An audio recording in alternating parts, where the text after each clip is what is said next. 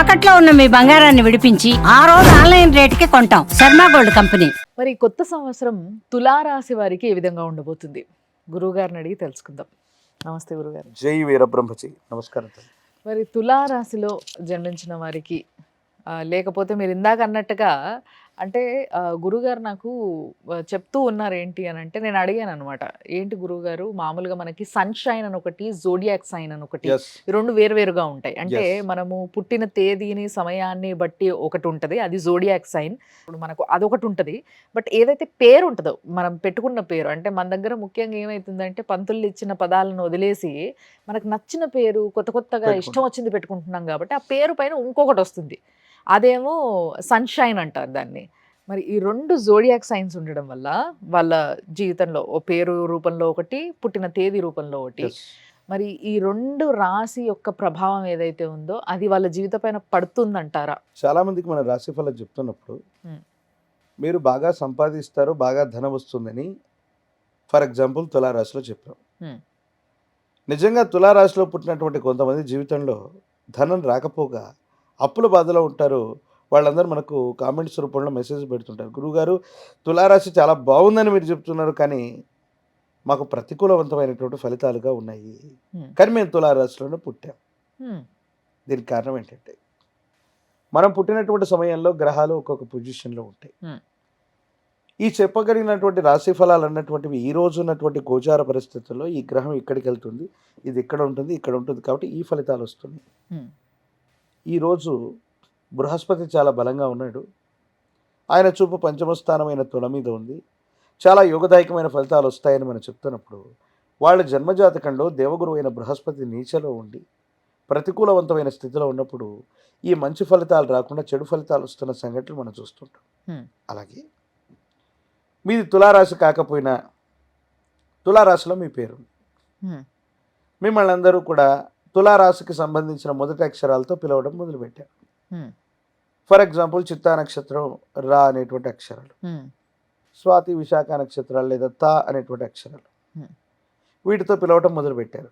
మీకు తెలియకుండానే మీకు వచ్చే రాశి ఫలంతో పాటు ఈ గోచార వశాత్తు ఉన్నటువంటి ఫలితాలతో పాటు పిలవగలిగినటువంటి పేర్ల వల్ల ఇన్ అడిషన్ ఒక 20% నుండి 50% ఫలితాలు మీకు మంచో చెడో ఖచ్చితంగా జరిగే అవకాశం ఉంది. 50% వరకు ఉంది. సరే, అయితే ఇంకొంచెం క్లారిటీ కోసం ఒక్క ప్రశ్న అడగడం. అయితే ఒక వ్యక్తి పైన ఎట్లాగో ప్రతి ఒక్కరికి ఇవి రెండు వేరువేరుగా ఉంటున్నాయి కాబట్టి ఈ రోజులలో, ఇంతకు ముందు అంటే ఒకే దాంట్లో పెట్టుకునే వాళ్ళేమో, బట్ మాక్సిమం అందరికీ కూడా వాళ్ళ యొక్క పేరు పైన ఒక రాశి, వాళ్ళ డేట్ ఆఫ్ బర్త్ పైన ఒక రాశి ఉంటున్నాయి. సో ఈ విధంగా ఉన్న ఒక వ్యక్తి పైన ఏ రాశి, అంటే డేట్ ఆఫ్ బర్త్ పైన ఉన్న రాశి యొక్క ప్రభావం ఎక్కువగా ఉంటుందా, లేకపోతే పేరు పైన ఉన్న రాశి యొక్క ప్రభావం ఎక్కువగా ఉంటుందా? మీ సర్టిఫికేట్లో ఉన్నటువంటి పేరును అనుసరించి మీరు మంచి ఉద్యోగాన్ని, మంచి వృత్తిని మీరు పొందుతున్నారంటే అర్థం మీ పేరు యొక్క ప్రభావం మీ జాతకం మీద ఎక్కువగా ఉంది, మీరు దాన్ని ఫాలో అవ్వండి. ఓకే, మీకు మంచి పేరు ఉంది కానీ ఎగ్జామినేషన్స్ అన్నీ కూడా ఫెయిల్యూర్ అవుతున్నాం, ఎందుకో తెలియదు మంచి ఉద్యోగం లభించట్లేదు. సో మీ పేరు కంటే మీరు పుట్టినటువంటి సమయం తాలూకు రాశి యొక్క ప్రభావం మీ మీద ఎక్కువ ఉంది, దానికి ఏదైనా పరిహారాలు చేయించండి. ఎప్పుడైతే జీవన గమనంలో ప్రతికూలవంతమైనటువంటి భావనలు కలుగుతూ ఉన్నాయి, ఇబ్బందులు ఎదురవుతున్నాయి అంటే అర్థం మనం చేసే ప్రయత్నంలో లోపం ఉంది. ఆ లోపం ఏంటంటే మన పేరు అవ్వచ్చు, నామ నక్షత్రం అవ్వచ్చు, లేదా జన్మ నక్షత్రం అవ్వచ్చు. ఈ రెండే కారణం అవుతున్నాయి. మీరు ఏ రోజు పుట్టారో, ఏ నక్షత్రంలో పుట్టారో పక్కన పెడితే, మీరు రాసినటువంటి ప్రతి టెస్ట్ పాస్ అవుతున్నారు అంటే మీ పేరులో బలం ఉంది. ఓకే, మీ పేరుకు చాలా సులభంగా అవకాశాలు కలిసి వస్తున్నాయి, ఉద్యోగం లభిస్తుంది, లేకపోతే వృత్తి వ్యాపారం చేస్తున్నారు, ఆర్థికంగా బలంగా ఉంటున్నారు అంటే అర్థం ఏంటి? మీ పేరు యొక్క ప్రభావం అన్నటువంటిది రాశి ఫలాన్ని కూడా డామినేట్ చేసేటువంటి పరిస్థితి. సో దీని యొక్క ప్రభావం అనేటువంటి సమాంతరంగా దానికి ఎక్కువగా ఉంది. రాశి ఫలంలో జరిగేటువంటి కొన్ని ఇబ్బందులు మీ జీవితంలో ఉండొచ్చు, కానీ మీ పేరుకున్నటువంటి ఈ తీక్షణమైనటువంటి పవర్ వల్ల దాన్ని కూడా అధిగమించి విశేషవంతమైన పరిస్థితిని ఇస్తుంది. సో మీ జన్మజాతకాన్ని అనుసరించి లేదా మీ పేరును అనుసరించి సర్టిఫికేట్లో ఉన్నటువంటి పేరు మీకు అనేక విజయాలకు కారణమవుతుంటే సర్టిఫికేట్లో ఉన్న పేరునే మీరు ఫాలో అయిపోండి. అయితే దానివల్ల ఖచ్చితమైన ఫలితాలే ఎక్కువగా వస్తాయి. అయితే ఈ పేరు అనేది పెట్టుకునేది పిలవడానికి. అంటే పిలిసే విధానంలో ఈ రోజులలో చాలా మంది పిల్లల్ని అంటే ఒక పేరు పెడతారు. కానీ ఇంట్లో బుజ్జి, తల్లి, ఇంకోటి ఏవో అన్ని నిక్ నేమ్స్ ఉంటాయి. ఎస్ వీటితో ఎక్కువ పిలిచేస్తుంటారు. ఎస్ బయటకెళ్ళినప్పుడు మీరు అన్నట్టుగా ఓన్లీ సర్టిఫికేట్‌కి మాత్రమే అంకితం అయ్యే పేర్లేమో పెట్టుకుంటారు. ఎస్ బట్ పిలవడం వేరే. Nick names. ఇది ఏ విధంగా ఎఫెక్ట్ ఇస్తదంటారు మరి? నిక్ నేమ్స్ పిలవడం కూడా కొన్ని ప్రమాదాలకు కూడా కారణమవుతుంది. హుహు. చంటి, బంటి, నాని, బుజ్జి ఇలాంటి పేర్లు మనం పిలుచుకుంటూ ఉంటాం. హ్మ్. కొంతమంది అలా ఉన్నటువంటి వాళ్ళు చాలా గొప్పవాళ్ళు అయిన వాళ్ళు ఉన్నారు. హ్మ్. అలా పిలవటం వల్ల వాళ్ళకున్నటువంటి ఆ పవర్ తగ్గిపోయి, హ్మ్. సామర్థ్యం తగ్గిపోయి, ఏ పని చేయక, చదువుకోక, నిద్రాహారాలు మానేసి విచిత్రంగా ఉన్నటువంటి వాళ్ళు కూడా చాలామంది ఉన్నారు. అంటే కొన్ని శబ్దాలు కలిస్తే అక్షరాలవుతాయి. కొన్ని అక్షరాలు కలిస్తే పదాలవుతాయి. కొన్ని పదాలు కలిస్తే వాక్యాలవుతాయి. ఇది వ్యాకరణానికి సంబంధించింది. కొన్ని శబ్దాల యొక్క పరంపరే మన యొక్క పేరు. దాంట్లో నెగెటివ్, పాజిటివ్స్ ఉంటాయి. పాజిటివ్ ఉన్నటువంటి సౌండ్స్ కొన్ని ఉంటాయి. నెగెటివ్ ఉన్నటువంటి సౌండ్స్ కొన్ని ఉంటాయి. నెగెటివ్ సౌండ్స్ కనుక ఉన్నట్టయితే మన జాతకం ఎంత గొప్పగా ఉన్నా, ఎన్ని సానుకూలవంతమైన పరిస్థితులు ఉన్నా అక్కడి దాకా వెళతాం. దాన్ని అందుకోలేక మళ్ళీ వెనక్కి వస్తాం. హ్మ్. కాబట్టి జీవితంలో మంచి పేరును పెట్టుకోవడం కూడా చాలా అవసరం. చాలా అవసరం అన్న విషయం నాకు మీరు చెప్పిన తర్వాత బాగా అర్థమైంది. కాబట్టి ఏదో ట్రెండ్‌కి తగ్గట్టుగా పేర్లు పెట్టేసుకుందామని మాత్రం ఆలోచించకండి ప్లీజ్. దయచేసి మంచి పాజిటివ్ సౌండ్ ఉన్న Yes. ఒక మంచి పేరుని పెట్టండి మీ పిల్లలకి. వచ్చే తరాలన్నా చాలా అద్భుతంగా ఉంటాయి. మరి మూవింగ్ టు తులారాశి గురువుగారు. Yes. తులారాశి వారికి ఈ సంవత్సరం ఏ విధంగా ఉండబోతుంది? శివాయ బ్రహ్మణే నమ, వీరబ్రహ్మేంద్ర స్వామిని నమో నమ. జై వీరబ్రహ్మ జై గోవిందమాంబ జై. ఓం హ్రీం క్లీం శ్రీం శివాయ బ్రహ్మణే నమ. వచ్చినటువంటి ఫలితం 4. ఇది కూడా రాహు ఫలితం. కానీ తులారాశి వారికి ఎందుకో తెలియదు, అదృష్టం పట్టినట్టుగా గడిచిన కొన్ని మాసాలు, సంవత్సరాలుగా విచిత్రవంతమైనటువంటి సందర్భంలో అనుకూలవంతమైన ఫలితాలు పొందుతున్నారు. ఆ పరంపర ఇంకా కొనసాగబోతుంది. బృహస్పతి యొక్క బలం కూడా మీకు యాడ్ అవ్వబోతుంది. రాహు సంబంధమైనటువంటి స్థితులు కూడా సానుకూలవంతం అవుతాయి. యోగదాయకమైనటువంటి ఫలితాలకి కారణమయ్యేటువంటి అవకాశం ఉంది. వృత్తి, ఉద్యోగం బాగుంటుంది. కుటుంబపరమైన అంశాలు అనుకూలంగా ఉన్నాయి. సంతానపరమైనటువంటి స్థితిగతులు కూడా సానుకూలవంతమైనటువంటి పరిస్థితులకి కారణమవుతూ ఉంటాయి. ప్రత్యేకించి మీ గర్భవాసాన జనించిన సంతతి అవ్వచ్చు, వాళ్ళ కోసం మీరు చేసే ప్రయత్నాలు అవ్వచ్చు, అనుకూలవంతమైనటువంటి స్థితిగతులకు కారణమై యోగదాయకమైనటువంటి ఫలితాలని తప్పకుండా మీరు పొందేటువంటి అవకాశం కనపడుతుంది. ఆరోగ్యపరమైనటువంటి అంశాలు, దూర ప్రాంత ప్రయాణాల విషయంలో జాగ్రత్త. కొన్ని ముఖ్యమైనటువంటి వస్తువుల్ని, సెంటిమెంట్ వస్తువుల్ని కోల్పోవటం, ప్రయాణంలో ఏవైనా ఆరోగ్యపరమైనటువంటి అంశాల్లో ఇబ్బందులు దాపురించటం, ఇవి కొంచెం మిమ్మల్ని ఇబ్బంది పెట్టినప్పటికీ మిగతా విషయాలన్నీ కూడా చాలా అనుకూలంగా ఉన్నాయి. యోగదాయకమైన ఫలితాలని తులారాశి వారు ఈ సంవత్సరం కూడా పొందబోతున్నారు. మరి పిల్లల విషయంలో, ఎగ్జామ్స్ రాయబోతున్న పిల్లల విషయంలో ఏ విధంగా ఉండబోతుంది? పరీక్షలు రాస్తున్నటువంటి విద్యార్థులకి చక్కని ఏకాగ్రత కుదురుతుంది. ప్రథమ శ్రేణిలో ఉత్తీర్ణులు అవుతారు.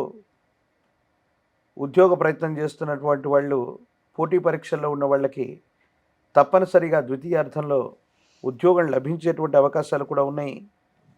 విదేశీ విద్య, దూర ప్రాంత ప్రయాణం ఇలాంటి ప్రయత్నాలు చేస్తున్న విద్యార్థులకి వీసాలు లభిస్తాయి, అనుమతులు లభిస్తాయి.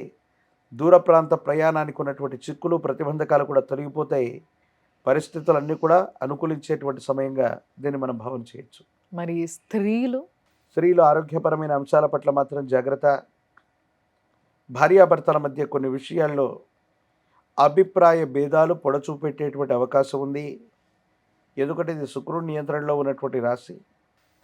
గురు సంబంధమైనటువంటి వీక్షణ, మరో గ్రహానికి సంబంధించిన స్థితిగతి, భార్యాభర్తల మధ్య బంధానికి సంబంధించిన విషయంలో మాత్రం కొన్ని ఇబ్బందులు, అపోహల, అపార్థాలు, మూడో వ్యక్తి వల్ల, కుటుంబంలో భాగస్వామ్యుల వల్ల ఇబ్బందులు ఎదుర్కొంటారు. భార్యాభర్తల మధ్య కొన్ని చిన్న చిన్న ఇబ్బందులకి, అపోహలకి, అపార్థాలకి కారణమైనటువంటి సంఘటనలు కొన్ని జరిగే అవకాశం ఉంది. కాబట్టి ప్రతి విషయాన్ని కూడా రాజీ మార్గంలో మాట్లాడుకోవటం అనుకూలవంతమైనటువంటి స్థితిగతులకు కారణమవుతుంది.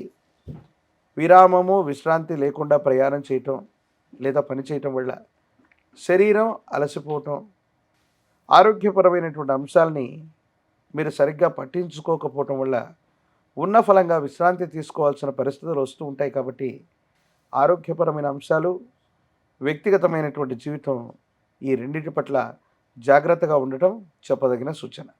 మరి ఉద్యోగులకి ఏ విధంగా ఉండబోతుంది గురుగారు? ఉద్యోగ సంబంధమైనటువంటి విషయాల్లోని ఉద్యోగులకి అనుకూలంగా ఉంది.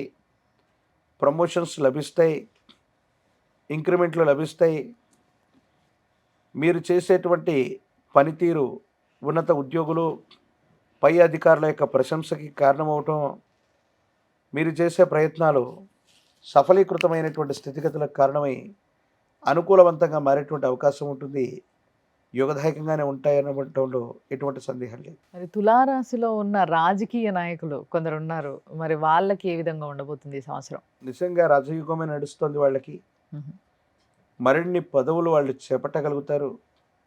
కానీ మధ్యలో ఎప్పుడో కొన్ని అపోహలు, అపనిందలు రావటం, అవినీతి సంబంధమైనటువంటి విషయాల్లో ప్రస్తావన రావటం, అధికారుల వల్ల, పై స్థాయి వాళ్ళ వల్ల కొన్ని ఇబ్బందులు కలిగేటువంటి సూచనలు మాత్రమే ఉన్నాయి.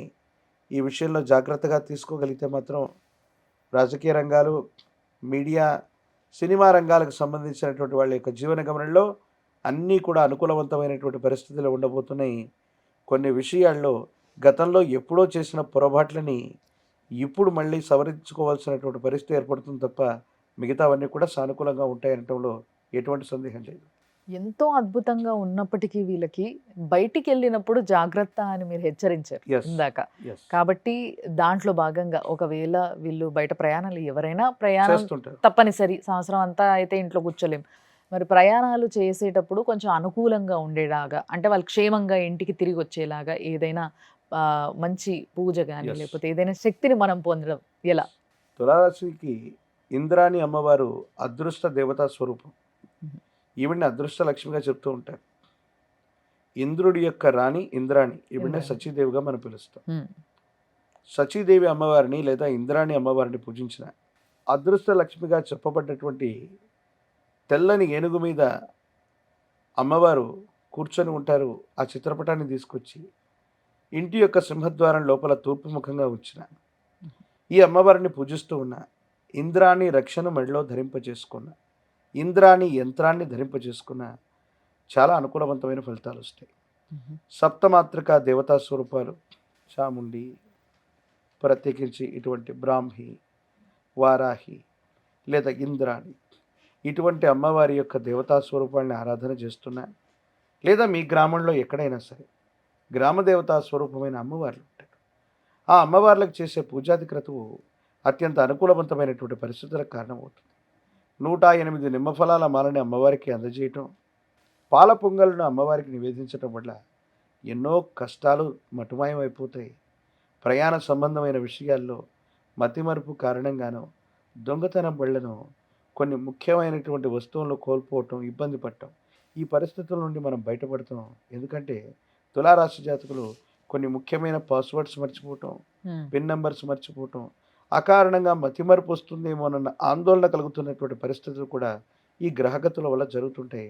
అమ్మవారి ఉపాసన చేయండి, అమ్మవారికి ఈ విధంగా పూజాది క్రతువులు చేయండి, తప్పకుండా మంచి జరిగే అవకాశం కనపడుతుంది. ధన్యవాదాలు గురుగారు. జై వీరబ్రహ్మ, జై గోవింద బాంబ జై.